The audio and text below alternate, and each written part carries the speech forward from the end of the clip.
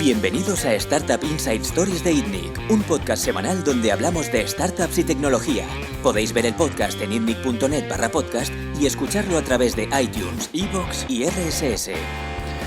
Hoy tenemos con nosotros a Nacho González Barros, típicamente definido como emprendedor en serie. Ahora Nacho nos contará un poquito su trayectoria. También tenemos con nosotros a Juan Rodríguez, CEO de Camalún. Hola, ¿qué tal? Buenas tardes. Y a César Miguel Áñez, director de producto de Factorial. Hola. Y yo mismo, Jordi Romero, CEO de Factorial. A ver, Nacho, no te he presentado porque me gustaría que nos contaras un poquito de dónde sales, ¿no? ¿Qué es esto de emprendedor en serie?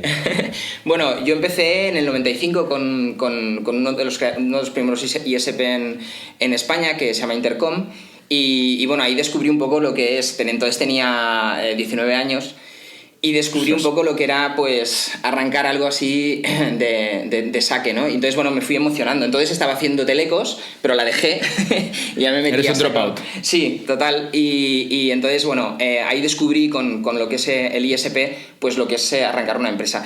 Dentro del ISP me dedicaba a reclutar a la gente clave, especialmente técnica.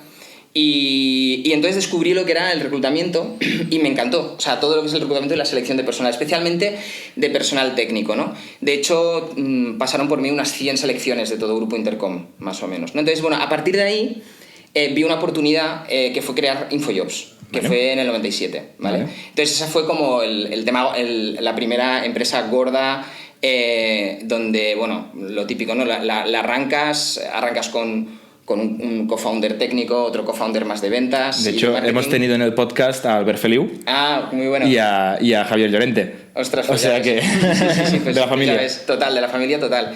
Y entonces, bueno, ahí sí que ya fueron bastantes años, ¿no? De pues crear una empresa, vivir lo que es el mundo startup, quizás en la etapa donde todavía, pues... Ahora, por ejemplo, hay mucha literatura y entonces éramos un poco punta de lanza y con muchos aprendizajes y tal, ¿no? Entonces, en el tema de InfoJobs, bueno, la verdad es que fue muy bien. Y bueno, si quieres te explico un poco las diferentes, porque me has preguntado por emprender en serie. Sí, porque estabas hablando del 97. Claro, no me paro en InfoJobs, yo te voy diciendo un poco todo. Tira adelante. Entonces, bueno, se vende InfoJobs y bueno, veo una oportunidad y que los socios de InfoJobs confiaban en mí, entonces, oye, vamos a montar más cosas, ¿no? Porque aquí hay dinerillo de socio queriendo invertir en más cosas. Entonces montó Neurona, que fue una de las primeras redes sociales de business, digámoslo así, tipo LinkedIn de lengua hispana, que vendimos a Ching, que es un LinkedIn que es el LinkedIn alemán, ¿no? El LinkedIn alemán, exacto.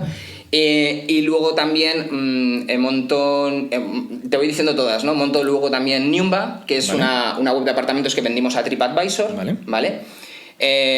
Y bueno, básicamente estos tres fueron las cosas, digamos, positivas o bonitas, ¿no? Pero luego he montado muchas cosas que no han ido bien. Correcto.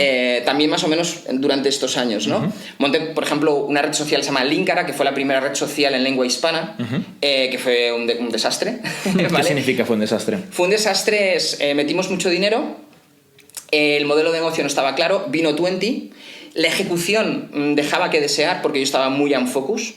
Uno de los temas que aconsejo es, hostia, si montas algo, no estar, o sea, no puedes, o tienes a muy buenos CEOs o tú no puedes ser el CEO, o sea, me refiero, tienes que tener foco, ¿no? CEO part-time no lo ves. CEO part-time complicado, o sea, a ver, cuando se arrancan las cosas, cuando es tipo side project y tal, y sobre todo cuando estás probando el MVP y tal, puedes hacer cositas, pero en el momento que ves que algo ya tracciona, lo ideal es meterte, desde el punto de vista de meterte... O sea, no fue estrategia, fue ejecución.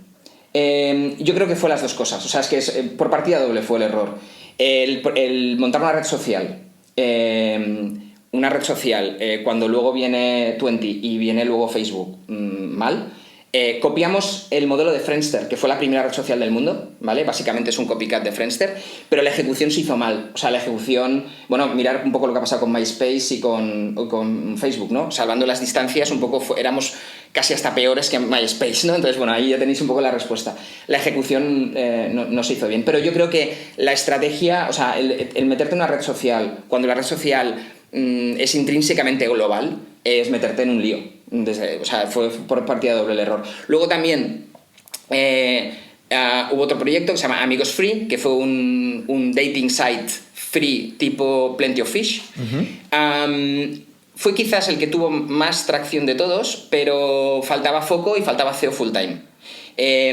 Ahí sí que te digo que desde el punto de vista estratégico es genial, el dating genera recurrencia siempre, o sea, me refiero a hacerlo muy mal para que no genere recurrencia. En el dating hay recurrencia permanente, es muy atractivo el dating, y hacerlo gratis cuando Match y Meetic estaban de pago era el momento adecuado, porque Plenty of Fish no estaba en España, o sea, fue un buen momento, pero ahí falló un poco la ejecución de tener yo también estaba muy en demasiadas guerras a la vez. Y luego, pues bueno, no había un SEO full time, ¿no? Y luego, me estoy dejando alguna también, ¿Salir? Bueno, salir.com es probablemente la empresa más dura de todas las que he tenido. Vale. Porque fue otra de las empresas donde levanté mucho dinero, ¿vale? Y desde el punto de vista del modelo de negocio cometí un error. Era un negocio, como lo planteé yo, era un negocio comercial intensivo, con muchas ventas, modelo de destacados, estamos hablando del 2006, ¿vale? Donde había el modelo de páginas amarillas. El grupo Intercom también. Sí, exacto. Que tenía vecinos haciendo cosas parecidas, ¿no? Exacto. Mucho modelo de crawling, mucho modelo de SEO, sí, pero mucha venta. Si nos hubiésemos quedado quietecitos, solo con 5 empleados, modelo SEO-like, y sin equipos de ventas gastando como locos, porque no fueron bien las ventas, o sea, no eran recurrentes, se vendía pero luego era, ¿sabes? Terreno quemado. Exacto, tierra quemada.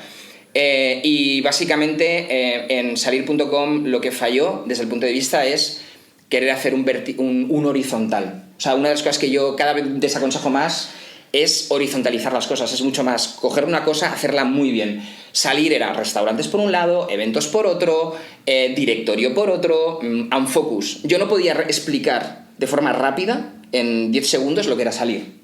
Eso es un problema. Entonces, aquí el tema es que fue mi primera experiencia, porque las que han ido mal eran liquidaciones. Esta fue mi primera experiencia durísima con un concurso. Vale. Con acreedores, negociando quitas, fue muy duro. ¿Cuánta gente llegasteis a ser en salir? Pues 30 personas. O sea, 30 personas con oficina en Madrid, además con un equipo muy comercial intensivo. Yeah. Muy comercial intensivo.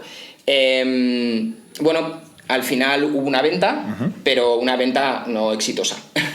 la saqué del concurso y pude venderla luego, pero fue una de las experiencias más duras. Vale. Probablemente una de las con las que haya aprendido más, pero fue muy dura. Vale. Y luego estoy pensando que más, me dejo alguna cosa. Sí, ResTracker, que fue un MVP, que era un Applicant Tracking System, vale, que también, como estaba tan en focus en tantas cosas, tuve también que cerrar. Pero la idea era, en Craigslist, en la sección de clasificados de Craigslist en Estados Unidos, había un problema de filtrado.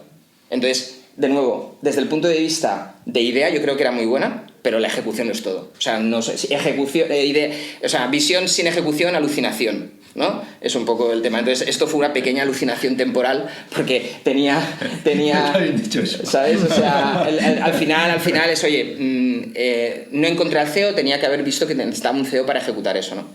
Y bueno, entonces, mi última iniciativa, ya desde hace 5 años, es Mailtrack. Correcto. Que está yendo muy bien. Básicamente, Mailtrack lo que hace es poner el doble check de leído dentro de Gmail. Con lo cual, cuando tú mandas un correo desde Gmail a otra persona, cuando te lo abre, se te notifica que se te está leído con los 2 checks en el list view de Gmail. Con lo cual, está todo muy integrado, ¿no? La verdad es que nos está yendo muy bien. Vamos a cerrar este año ya con 50.000 clientes de pago recurrentes, la mitad de Estados Unidos, más de 2 millones de altas. Somos de las top 100 en las top 100 Chrome Extensions más descargadas de la Chrome Web Store. Y la verdad es que ha sido una experiencia muy buena desde un punto de vista de hacer un producto que es muy recurrente y que está funcionando muy bien. Muy bien, no está mal por la introducción. Ha habido focus. Sí.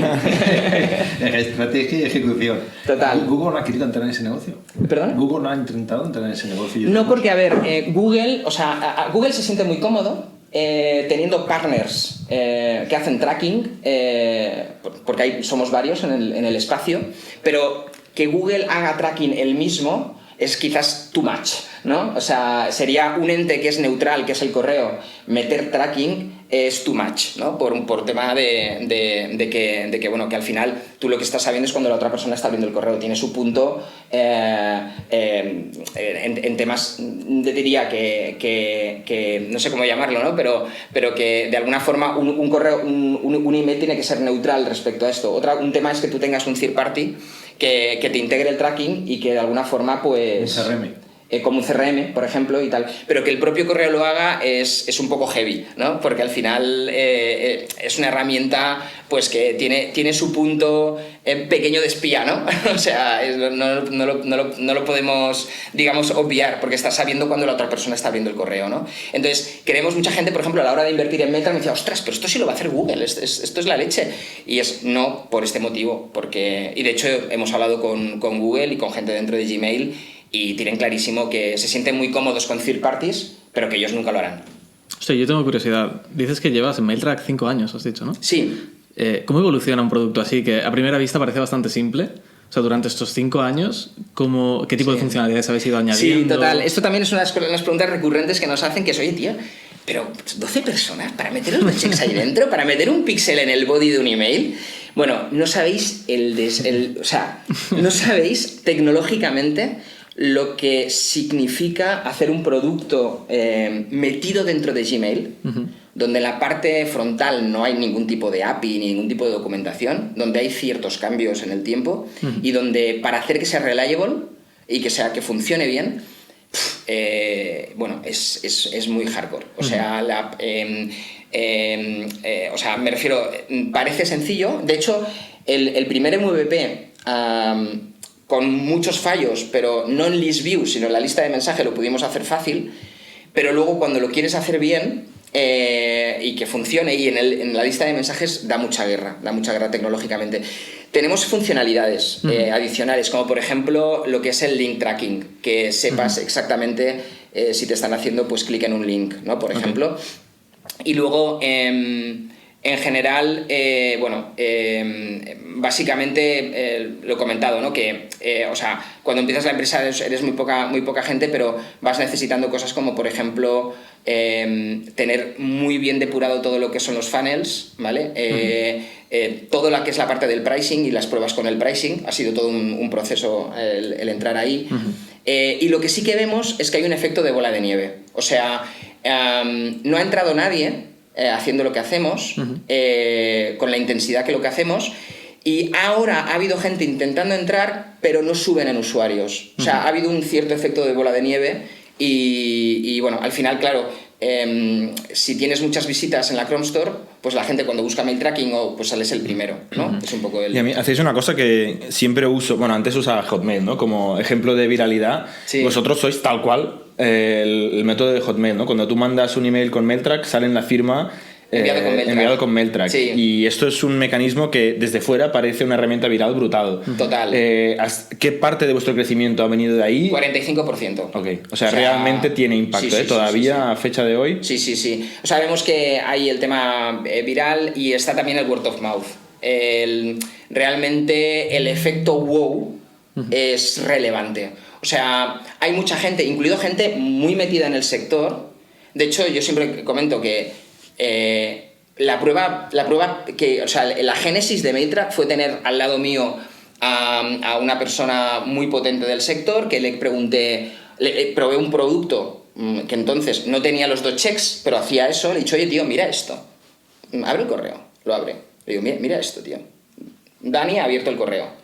Entonces dijo, joder, esto es potente. Y es alguien, digo, me hizo reflexionar que alguien ya muy metido vi ahí un efecto wow de la leche. Digo, para mí también, o sea, vamos a pasearlo esto un poco porque entonces efectivamente, por lo que sea, no estaba, era un producto concreto, con una funcionalidad muy concreta que nadie había hecho. Y lo que hicimos es un poco pivotar, añadir el tema de los 2 checks, que claro, te simplifica mucho la vida porque lo tienes integrado en el list view de Gmail. Vale. Una pregunta. Cuando nos has contado, Nacho, toda tu trayectoria, había o exits, ¿no? O sea, empresas que fueron bien y se vendieron, o fracasos, ¿no? Empresas que no fueron bien y o se cerraron o se vendieron también, pero como modo de cierre. Mailtrack está yendo bien, pero no se ha vendido. ¿Cuál es el plan? O sea, ¿vais a hacer una IPO? ¿El plan? No lo sé. ¿La queréis vender? Sí. A ver, la evolución natural Yo creo que es venderla, ¿vale? O sea, sería la evolución natural. El tema es, no estamos queriendo, o sea, proactivamente vender y tal, sino estamos muy, muy cómodos porque ya estamos generando beneficio, Vale. con cash flow positivo ya desde hace un tiempo, y además la idea, la idea sí que al final lo que nosotros vemos es, tenemos, pues lo que comentábamos, ¿no? 2 millones de usuarios, 50.000 clientes recurrentes. Lo natural es que haya alguna empresa en Estados Unidos que diga, oye, yo me dedico a CRM, o yo me dedico a mail marketing, yo me dedico a tal, oye, coge el canuto este que tienes tú, tengo fuerzas de ventas de 100 comerciales y tal, lo meto en mi empresa, hay una compra estratégica, te valoro no solo por el revenue y por el EBITDA, sino porque estás generando, pues en 2 años te plantas en 100.000 clientes recurrentes, la mitad de Estados Unidos. Oye, vamos, 2 más 2 son 4. Sí, entonces el tema es que básicamente sí. O sea, yo por ejemplo, con el tema de las ventas, hay gente que tiene el efecto papá-mamá con el hijo. A mí no me pasa eso.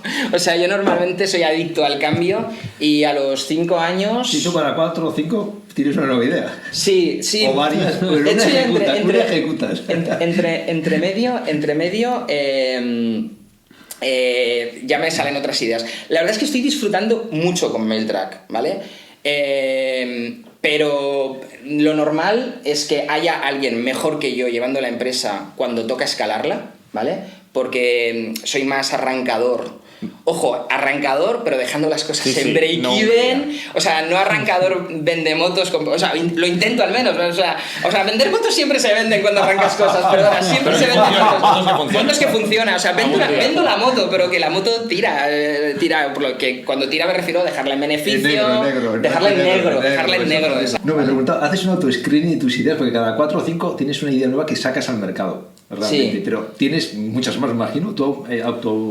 ¿Cómo funciona? ¿Cómo funciona tu mecanismo mental? Mira, gracias a haberla cagado con el tema de emocionarse con las ideas, ¿sí? y de no tener un pensamiento un poco más racional y analítico, pues cada vez lo tengo más. O sea, entonces, un tema muy importante. De hecho, hay un artículo muy bueno de Y Combinator explicando realmente cómo deberían ser las primeras fases a la hora de montar un proyecto antes de montarlo. Y lo ideal no es obsesionarse con el producto, sino obsesionarse con el problema. O sea, tú estás solucionando un problema y tienes que, antes de montar el producto, entender el problema, entender quién es el mercado, quiénes son los potenciales compradores o usuarios del producto, hablar con ellos. Básicamente, lo que yo estoy haciendo ahora, por ejemplo, con la idea... Es verdad que como yo he sido recruiter, lo he probado por mí mismo. De hecho... Porque ya tienes otra idea. No. Ah, sí, bueno, sí, perdona. Es verdad. Joder, la he cagado. Ya os he dicho la nueva idea. No pasa nada, se sigue grabando. Dale. Ya os he dicho la nueva idea. De hecho, os explico lo que pasa. Sí, te iba a preguntar sí. qué pasa después, cuál es el próximo proyecto, porque ya tardas. Claro, es que me has preguntado el tema de la idea. Mental, sí. A ver, normalmente te digo, el patrón es algo que yo necesito. Sí. O sea, no es... O sea...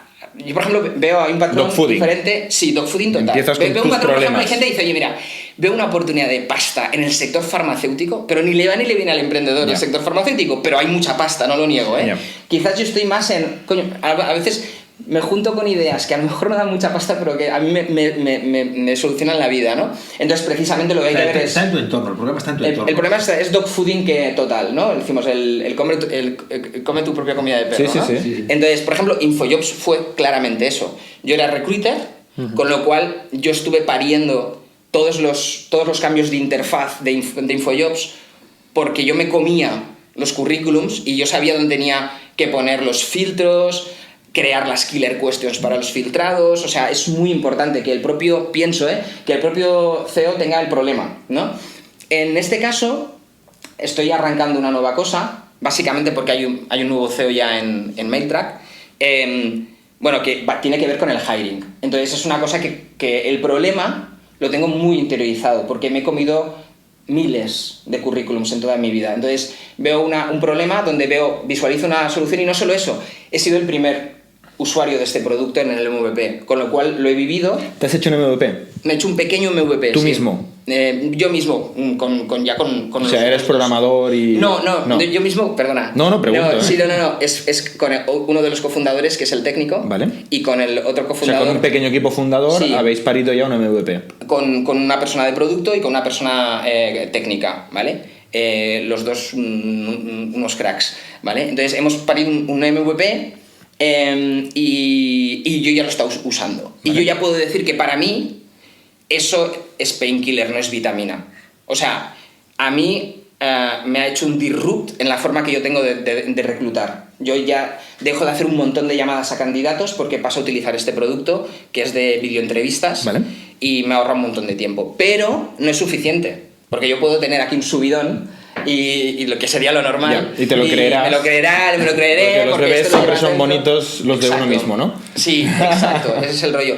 Entonces, ¿qué toca? Un poco en la línea de lo que comentabas, lo ideal, si ya se tiene el MVP, aunque ya te digo, antes del MVP, lo ideal es hablar del problema con gente, antes de ponerse a hacer una línea de código, para entender bien que realmente lo que estás haciendo aporta valor y no es un nice to have, es un must have, ¿no? Entonces, eso me lo he saltado un poco porque yo he sido usuario en este caso y entonces, bueno, el tema es que ahora ya sí que estoy metiendo a gente early adopters, a ver si logro que ITNIC también use el producto también y me interesa mucho el feedback. Pero el feedback, te digo, más que el feedback, lo que voy a ver es si se usa el producto. Uh-huh. O sea, al final hay el feedback lo natural es que al emprendedor le digan, oye, muy bien, esto es muy chulo y tal, pero lo que importa es, oye, se está usando el producto, están entrando candidatos de vídeos, entonces el tema del uso. Entonces, en resumen, creo que el artículo ese es muy bueno, el de Y Combinator. Sí. Básicamente es, antes de ponerse a hacer nada, enamorarse de un problema, ¿vale? Y cuando te enamoras de un problema y tienes la solución, reclutar a gente cercana tuya, normalmente early adopters, que te generen un brainstorming alrededor del problema antes de montar el producto, ¿vale? Y, hombre, el modelo de negocio es muy importante. O sea, yo, por ejemplo, os pongo otro ejemplo, a mí me gustan mucho los documentales, ¿vale? Pero yo sé que no voy a poder vivir de un site de documentales, ¿vale? Porque no dan dinero.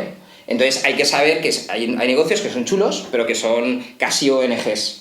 Entonces es muy importante el modelo de negocio. Yo he cometido errores antes, por ejemplo, el tema de Linkara, por falta de un modelo, o sea, por no tener claro, por no haber hecho ¿Cómo monetizarlo? Exacto, ¿no? Y entonces el tema es que también es importante, claro, saber un poco... Y el análisis de la competencia. Por ejemplo, con el tema del producto de recruitment de vídeo, veo a empresas muy gordas, con muchos empleados, haciendo dinero. Eso me da paz. Me da paz, porque hay una oportunidad, es lo que llaman el second mover advantage. Sí. Si puede ser second mover advantage, yo soy partidario de los second mover advantage, de decir, oye, porque ser primero, ser pionero es durillo, ¿eh? Uh-huh. O sea, entonces seremos pioneros en el concepto de producto, pero no en el sector. El sector de videoentrevistas existe y lo que pasa es que demasiado orientado a empresas muy tochas, y nosotros estaremos en empresas más intermedias. Puedes innovar en segmento de mercado, ¿no? Exacto, ese es el tema. Entonces el posicionamiento también es importante. Decir, bueno, al final la pregunta es, bueno, ¿tú qué haces diferente al resto, no? Lo ideal es tener algo contundente ahí, no decir, bueno, soy uno más, ¿no? Entonces un poco todo se junta. ¿Y en vuestro caso qué hacéis diferente? En el caso de Mailtrack... No, en el caso de este nuevo proyecto... De las Sí. entrevistas. Sí, Bueno, se puede decir, si no... Sí, no. La idea es muchísima más facilidad de uso, ¿vale?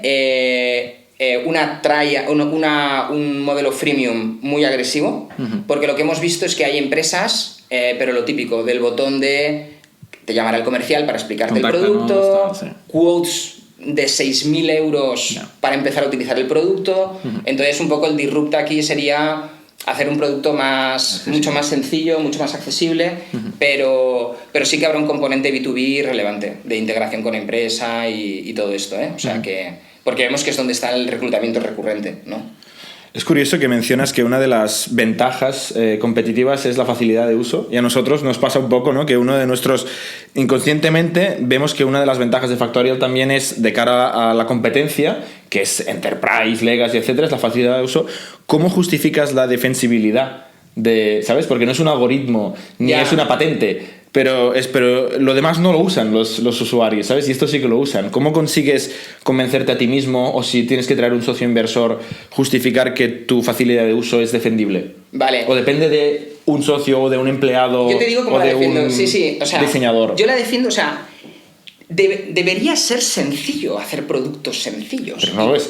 Los que hacemos productos sabemos que no lo es. Pero la realidad es que, por lo que sea, la gente se complica la leche el producto y se hunde haciendo un producto complicadísimo. Entonces, MailTrack, ya en su definición del nombre y en su foco en un único feature, ya lo es todo. Yo, por ejemplo, antes de MailTrack, yo hice encuestas a gente que estaba utilizando Yesware. Correcto. O otras empresas que se dedican al email tracking, pero tenían también pues otro tipo de cosas, como por ejemplo el tema de scheduling de emails. Correcto. El tema de layouts, las proformas, tiene un nombre, Templates de emails. templates comerciales y tal.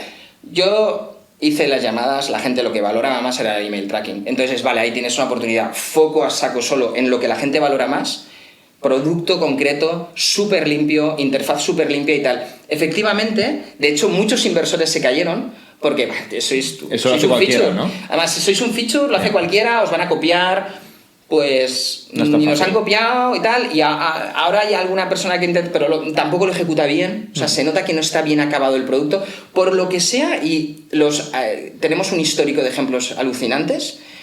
Es mucho más complicado hacer un producto limpio y sencillo y con foco. Entonces, realmente es ventaja competitiva porque parece que cuesta en todos los sectores. Vosotros lo estáis viendo, ¿no? O sea, entonces, en el tema de recruitment, nosotros hemos visto los productos y dejan mucho que desear. Complicados, muchas capas.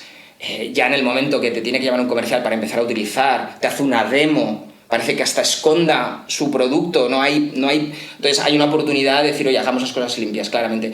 ¿Que alguien puede también copiar, clonar? Sí, pero ya os digo, o sea, con MailTrack es el ejemplo de decir, oye, podían haber... y no ha pasado nada. Y hay muchos más ejemplos, ¿no? Vale. Y otra pregunta, ¿cuál es si ha cambiado en el tiempo, tu perspectiva respecto a la inversión externa? O sea, en InfoJobs tuvisteis capital también, ¿no?, del grupo Intercom, que formó parte del arranque del proyecto. Con MailTrack habéis tenido fondos de inversión, es público, ¿no? Tenéis Sí. a Vitamina K, creo, y a Big Sur Ventures. Big Sur, etcétera. Y también a Bankinter, sí. ¿Cuál es, o sea, como emprendedor en serie, después de haber tenido varios exits y de haber también podido bootstrapear tú, ¿no?, arrancar tus propios proyectos o más facilidad de captar inversión, ¿cuál ha sido la evolución? O sea, ¿cada vez necesitas menos al inversor? ¿Cada vez es más fácil captarlo? ¿Qué vas a hacer en tu próximo proyecto? Vale, ahí yo os digo, mi experiencia es lo que dicen, no es solo market fit, sino es founder, no es product market fit, sino es founder product market fit. Es muy importante saber qué lleva uno en los ADNs. Entonces, a mí, por ejemplo, ir de ronda en ronda no me va. O sea, entonces no lo llevo bien. No lo llevo bien. Quizás hoy en MailTrack, ahora con Eduardo, que va a ser ahora el nuevo CEO,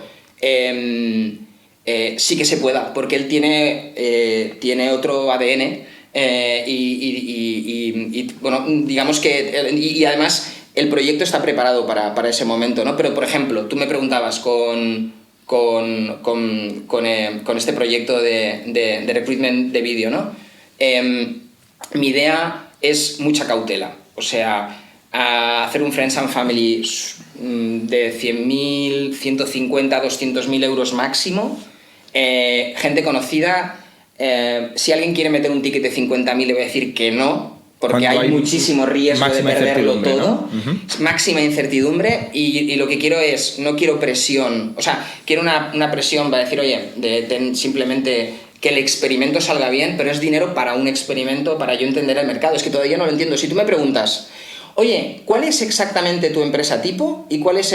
No tengo ni idea. O sea, de hecho ese dinero es para ahora mismo yo patearme una serie de empresas en Barcelona y ver que hay un tipo de empresa y un tipo de reclutamiento que es el que encaja con este tipo de producto, porque no lo sé. Tengo intuiciones, pero necesito estar en la arena para poder ver realmente... Entonces, en este caso sí que es un proyecto muy SaaS. No descarto que me anime, porque me gusta muchísimo el sector, a decir, bueno, no le hago ascos hacer una ronda de 2 millones donde tengo un equipo comercial, donde tengo a lo mejor una persona que de vez en cuando vaya a Estados Unidos a cerrar ventas.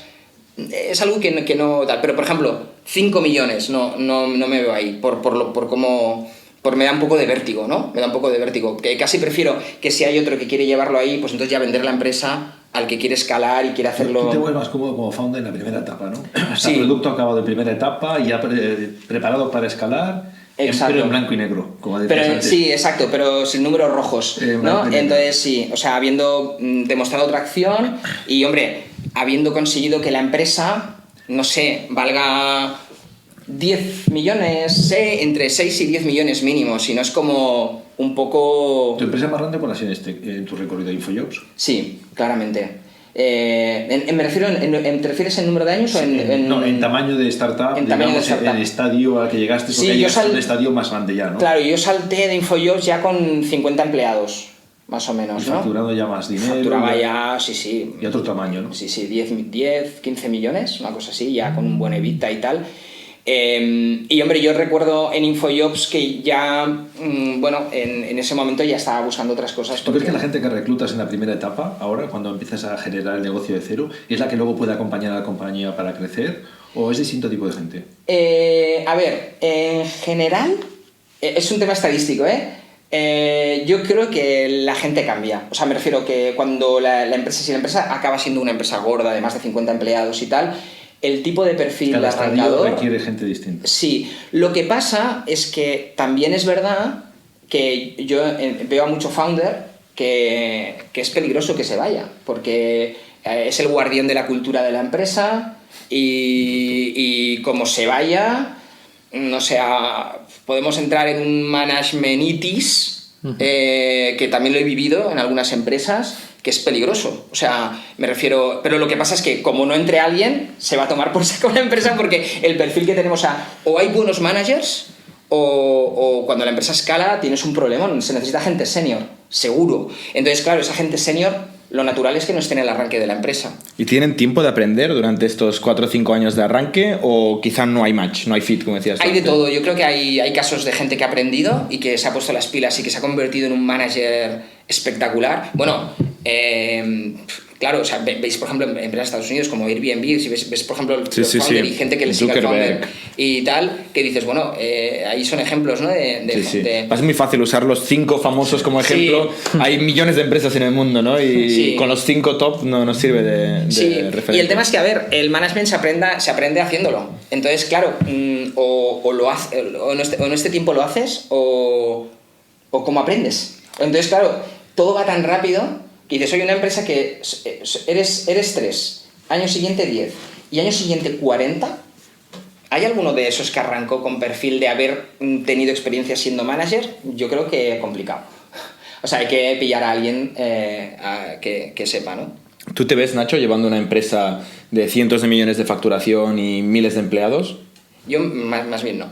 Más bien no, ¿eh? Más bien no. ¿A ti te gusta más de 0 a los 10? Más bien no. Me genera como demasiada responsabilidad. Lo reconozco, ¿eh? O sea, dices, bueno, sí. Sé que es un poco... No se te da mal lo que haces. Digo, coño, me gustaría dar un mensaje quizás más positivo. De, venga, saco, aquí hay que crear cosas grandes. Pero yo, a medida del tiempo, uno se va conociendo y me genera demasiada ansiedad. Tener tanta responsabilidad, tanta gente contratada y tal. Y ojo, que InfoJobs iba como un cañón, con un EBITDA de la leche y tal y cual. Otro tema es, oye, estar aportando desde el consejo, estar apuntando temas más estratégicos, es un poco mi idea. O sea, al final me quedo pues en el consejo, como presidente del consejo, y aportar en lo que pueda y tal, ¿no? Pero es muy importante ver cada uno, pues eso, ¿no? En qué cosas es fuerte y en qué cosas no tanto. De hecho, hace poco hablamos del concepto del cambio de CEO, ¿no? Y trajimos a Juan y a Bernat, que han sido transición de CEO en Camalún. Y Juan es una persona que tiene una experiencia un poco opuesta o complementaria a la tuya, ¿no? De coger empresas o proyectos que están arrancados y, venga, de aquí para adelante, 1 millón, a 10 millones, a 100, a 1000 y a 2000. O sea que hay perfiles para todo. Sí, de hecho nos comentabas el tema del cambio de CEO, ¿no? El momento de dejar que otra persona tomara la responsabilidad. Hace 3 o 4 podcasts con Juan y Bernat de Camalún hablamos de esa transición, ¿no? Porque Bernat fue la persona que arrancó el proyecto hasta llevarla a las puertas del profitability, ¿no? Con los primeros años con resultados positivos, y entonces vino Juan, que tiene la experiencia complementaria a la tuya, que es la experiencia de proyectos, digamos, que son ideas que funcionan, negocios que funcionan, escalar y ejecutar, digamos, pero a saco, o sea, de 1 millón a 10, a 100, a 1000 y ya en varios miles, si no me acuerdo mal, con tu último proyecto. 2500. Ya no existe más. Ojalá.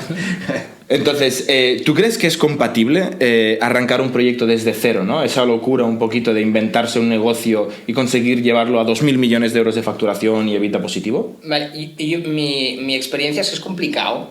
O sea, me refiero, si hablamos de si el mismo equipo inicial Correcto. que arranca luego continúa, a ver, en ese momento donde se requiere escalar tan a lo grande, se necesitan a perfiles mucho más seniors y con experiencia en management.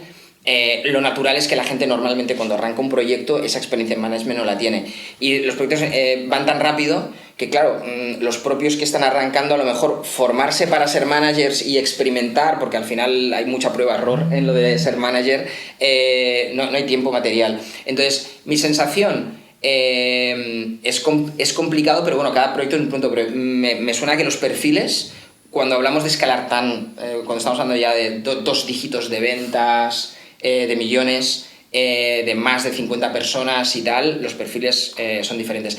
El fundador es muy importante, o sea, el fundador, si se ha llegado donde se ha llegado, además a números negros y tal, con fuerte crecimiento, significa que ha hecho las cosas bien, probablemente en cultura. Entonces, la cultura... Es el alma. Sí, ese alma no se puede romper. No se puede sustituir. No, es peligroso. Entonces, si hay sustitución, lo que es importante es que el guardián de la cultura pues realmente coja el relevo del el que lo hizo bien ahí, que es el fundador, ¿no? Entonces, bueno, ya te digo, cada empresa es un mundo, pero ese punto... O sea, por un lado, managers, importante, pero por otro lado, ojo con el tema de la cultura, porque a veces se pierde si se va el founder. Pero vamos, el equipo inicial es complicado que pueda mutar muchas veces. Es mejor suma que sustitución, ¿no? Exacto. ¿Tú cómo lo ves, Juan? O sea, tú que tienes la experiencia de haber escalado proyectos, ¿crees que la gente que tiene la capacidad de llevar un proyecto y crecer a saco es capaz de empezar de cero, con 0 recursos, 0 mercado, 0 clientes, 0 equipo? Es complicado. En algunos casos es posible, en otros casos es complicado. Cuando lo has hecho varias veces, para mí, por ejemplo, sería muy difícil empezar en un proyecto de cero. Claro. Estás acostumbrado a un nivel de... Difícil. ¿A una inercia? Sí, a una inercia, y aparte es un desgaste físico. O sea, en un proyecto que arrancas de cero, arrancar un proyecto de cero tiene un mérito y un esfuerzo terrible, hasta que consigue un cierto tamaño, que yo ahora mismo no sé si me vería haciendo eso, si tengo necesidad además, o sea, no lo sé. En el caso de Telepizza, por ejemplo, el primer proyecto que estuve, sí, que arrancamos muy pequeños. Bueno, o sea, es un unicornio, ¿no? Encontrar el CEO, el Zuckerberg, que antes decían, ¿no? El Chesky. Hay gente muy brillante, es que estamos hablando de... Pero son genios. Son genios, a ver, son genios que... Estamos hablando de tíos de Harvard, de Stanford, de excepcionales, gente un perfil excepcional, que es capaz, aparte de tener esa intuición y ese ingenio y tal, es capaz de crecer como manager tan rápido. Claro, exacto. En 2-3 años crece. Claro, es alucinante. Tú ves Reid Hoffman o gente como Musk o tal, claro, es que estamos hablando de gente muy excepcional. Exacto. No es lo normal. No nos vamos a comparar. No es normal. Ni de coña. Muy bien. Oye, lo dejamos aquí, que nos hemos alargado un poco. Muchísimas gracias, Nacho. Encantados de tenerte de visita. Juan, encantado como siempre. César, muchas gracias y nos vemos la semana que viene. Suscribíos a nuestro podcast semanal en youtube.com/itnic, iTunes, iVoox o RSS para no perderos ningún episodio. También lo podéis recibir en vuestro correo suscribiéndoos a nuestra newsletter semanal en itnic.net.